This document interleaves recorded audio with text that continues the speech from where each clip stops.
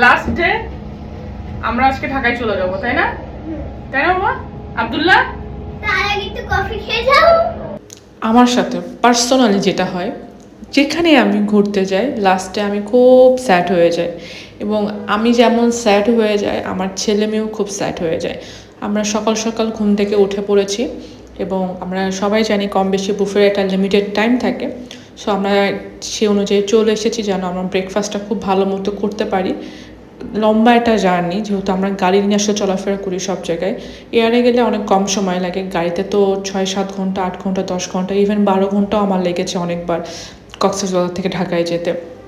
So আমি চেষ্টা করি আর কি বাচ্চাদের সকলের খাবারটা একটু ভালো মতো খাওয়ানোর, কিন্তু আমার বাচ্চাগুলো একদমই মানে বাইরে আসলে খাওয়া দাওয়া খুবই এলোমেলো হয়। বাসায় যেমন আমি একটা রুটিনের মধ্যে রাখি, ওরা জানে যে মাম্মা এখন যদি না খাই মাম্মা আমাকে বকা দিবে বা আমাকে দেখে ভয় পায় বা আমাকে এখন খেতে হবে, আমার কোনো অপশন নাই। বাট বাইরে আসলে না বাচ্চারা বুঝে যায় যে মারা ইচ্ছা করলেও বকা দিতে পারবে না, বা মারা ইচ্ছা করলেও বাসায় যে রোলটা প্লে করে সেই রোলটা আসলে মারা ইচ্ছা করলেও বাইরে সবার সামনে করতে পারবে না।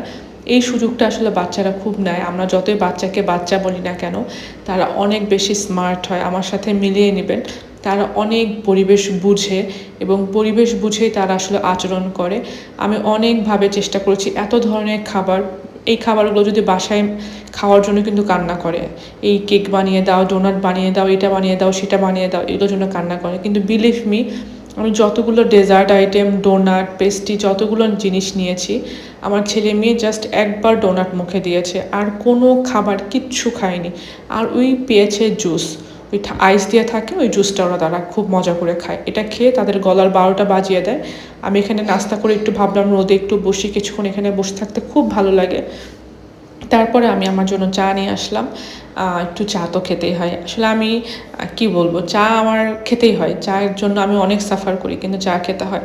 এখানে যে ফাইনালি আমাদের রুম, আমরা এখন বের হয়ে যাব, ঢাকার উদ্দেশ্যে রওনা দিয়ে দেবো ইনশাল্লাহ। চলো ঢাকায় চলে যাবো এখন আমরা এখন সবাই রেডি। এখন আমরা ঢাকায় চলে যাবো, ঢাকার উদ্দেশ্যে রওনা দিয়ে দিব।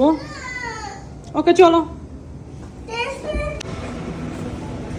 কত জল পড়ছে ভাইয়া? এই আইসক্রিমটা চুরি করে নিলাম, জানা যায় না, এখনও দেখে নাই। খুব কষ্ট করে সময় নিয়ে লুকায় নিলাম। আমি জলপাইয়ের আইসক্রিম কখনো খাইনি, তো ভাবছি যে একটু হলেও ট্রাই করবো। আমরা এখন রওনা দিয়ে দিব ঢাকার উদ্দেশ্যে। আমি কোনোভাবেই মানতে পারছিলাম না যে জলপাইয়ের ফ্লেভার আইসক্রিম আমি খাবো না।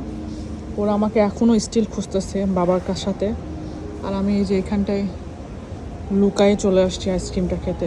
মায়েদের অবস্থা বুঝছেন কি অবস্থার মধ্যে আমার মারা থাকে। এত মজা, এত মজা, যারা জলপাইয়ের আইসক্রিম খান নাই তারা অবশ্যই খাবেন, অসম্ভব মজা।